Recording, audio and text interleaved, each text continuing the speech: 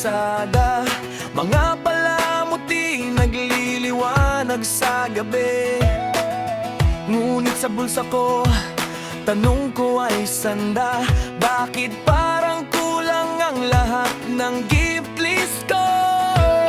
Mamimili sa mall, may lista ng regalo, tita at tito, pati sa kapitbahay. Ngunit sa wallet ko, dama ko ang panghihina, kulang ang 500, paano to gagawin? Kulang ang 500, eh yung Pasko, bumili man ako, hindi sapat sa lahat ng gusto.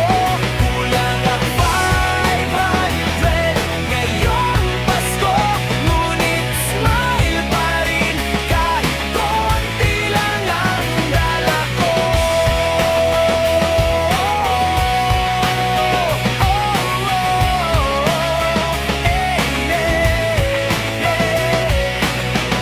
Sagot sa akin, simple lang naman, hindi pera ang sukatan ng pagmamahalan.